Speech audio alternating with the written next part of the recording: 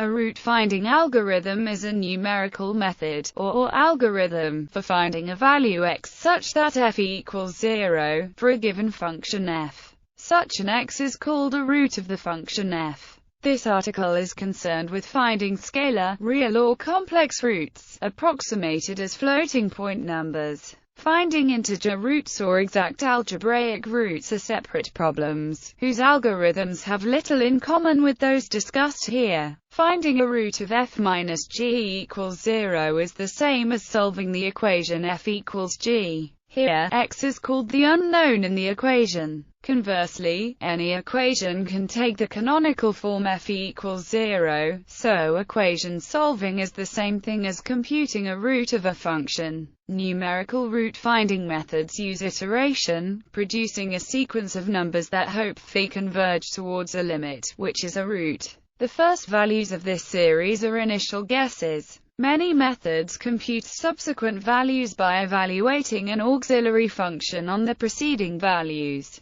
The limit is thus a fixed point of the auxiliary function, which is chosen for having the roots of the original equation as fixed points. The behavior of root-finding algorithms is studied in numerical analysis. Algorithms perform best when they take advantage of known characteristics of the given function. Thus, an algorithm to find isolated real roots of a low-degree polynomial in one variable may bear little resemblance to an algorithm for complex roots of a black box function which is not even known to be differentiable. Questions include ability to separate close roots, robustness against failures of continuity and differentiability, reliability despite inevitable numerical errors, and rate of convergence. Bracketing methods. Bracketing methods track the endpoints of an interval containing a root. This allows them to provide absolute error bounds on a root location when the function is known to be continuous. Bracketing methods require two initial conditions, one on either side of the root. Bisection method. The simplest root-finding algorithm is the bisection method. It works when f is a continuous function and it requires previous knowledge of two initial guesses, a and b, such that f and f have opposite signs. Although it is reliable, it converges slowly, gaining one bit of accuracy with each iteration. False position. The false position method, also called the regular falser method, is like the secant method. However, instead of retaining the last 2 points, it makes sure to keep 1 point on either side of the root. The false position method can be faster than the bisection method and will never diverge like the secant method, but fails to converge under some naive implementations. Ridder's method is a variant on the false position method that also evaluates the function at the midpoint of the interval, giving faster convergence with similar robustness. Interpolation. Regular falser is an interpolation method because it approximates the function with a line between 2 points. Higher degree polynomials can also be used to approximate the function and its root, while bracketing the root. For example, Muller's method can be easily modified so that rather than always keeping the last 3 points, it tracks the last 2 points to bracket the root and the best current approximation. Such methods combine good average performance with absolute bounds on the worst-case performance. Open methods. Newton's method. Newton's method assumes the function f to have a continuous derivative. Newton's method may not converge if started too far away from a root. However, when it does converge, it is faster than the bisection method, and is usually quadratic. Newton's method is also important because it readily generalizes to higher dimensional problems. Newton-like methods with higher orders of convergence are the householder's methods. The first one after Newton's method is Halley's method with cubic order of convergence. Secant method. Replacing the derivative in Newton's method with a finite difference, we get the secant method. This method does not require the computation of a derivative, but the price is slower convergence. A generalization of the secant method in higher dimensions is Broyden's method. Interpolation. The secant method also arises if one approximates the unknown function f by linear interpolation. When quadratic interpolation is used instead, one arrives at Muller's method. It converges faster than the secant method. A particular feature of this method is that the iterates xn may become complex. Sutti's method allows for interpolation with an arbitrarily high degree polynomial. The higher the degree of the interpolating polynomial, the faster the convergence. Sutti's method allows for convergence with an order arbitrarily close to 2. Inverse interpolation. The appearance of complex values in interpolation methods can be avoided by interpolating the inverse of f, resulting in the inverse quadratic interpolation method. Again, convergence is asymptotically faster than the secant method, but inverse quadratic interpolation often behaves poorly when the iterates are not close to the root. Combinations of methods. Brent's method. Brent's method is a combination of the bisection method, the secant method and inverse quadratic interpolation. At every iteration, Brent's method decides which method out of these three is likely to do best, and proceeds by doing a step according to that method. This gives a robust and fast method, which therefore enjoys considerable popularity. Finding roots of polynomials. For univariate polynomials of degrees 1 through 4, there are closed-form solutions which produce all roots. Linear polynomials are easy to solve, but using the quadratic formula to solve quadratic equations may require some care to ensure numerical stability. The closed-form solutions for degrees 3 and 4 are complicated and require much more care. Consequently, numerical methods such as Beer-Stau's method may be easier to use.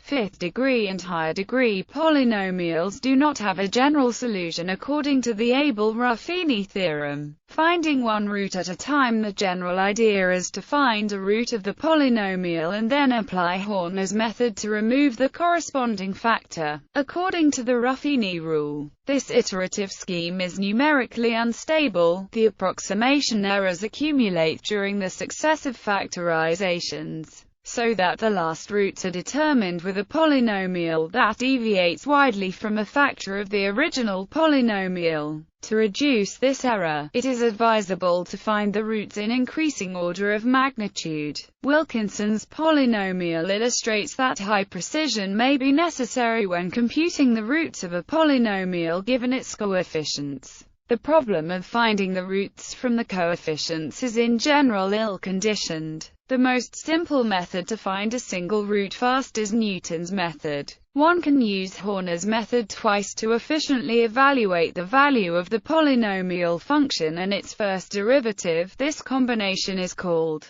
Beer-Gevierter's method. This method provides quadratic convergence for simple roots at the cost of 2 polynomial evaluations per step. Closely related to Newton's method are Halley's method and Laguerre's method. Using one additional Horner evaluation, the value of the second derivative is used to obtain methods of cubic convergence order for simple roots. If one starts from a point x close to a root and uses the same complexity of 6 function evaluations, these methods perform 2 steps with a residual of 0.9, compared to 3 steps of Newton's method with an reduction 0.8, giving a slight advantage to these methods. When applying these methods to polynomials with real coefficients and real starting points, Newton's and Halley's methods stay inside the real number line. One has to choose complex starting points to find complex roots. In contrast, the Laguerre method with a square root in its evaluation will on itself leave the real axis.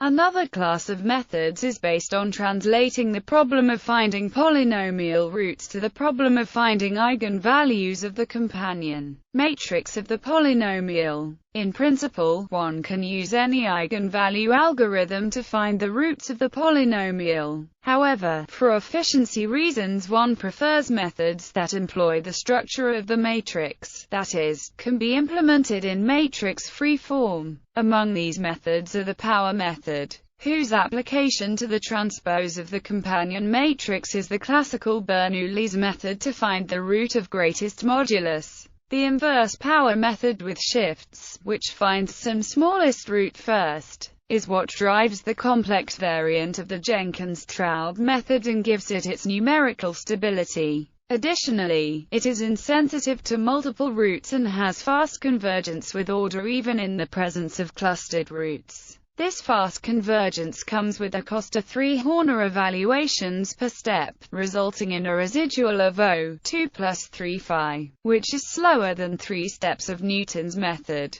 Finding roots in pairs. If the given polynomial only has real coefficients, one may wish to avoid computations with complex numbers. To that effect, one has to find quadratic factors for pairs of conjugate complex roots. The application of the multidimensional Newton's method to this task results in Beers-Tau's method. In the framework of inverse power iterations of the companion matrix, the double shift method of Francis results in the real variant of the Jenkins-Traub method. Finding all roots at once. The simple Duran-Kerner and the slightly more complicated Abath methods simultaneously find all of the roots using only simple complex number arithmetic. Accelerated algorithms for multipoint evaluation and interpolation similar to the fast Fourier transform can help speed them up for large degrees of the polynomial. It is advisable to choose an asymmetric, but evenly distributed set of initial points. Another method with this style is the Dandelion-Grapher method, which uses polynomial transformations to repeatedly and implicitly square the roots.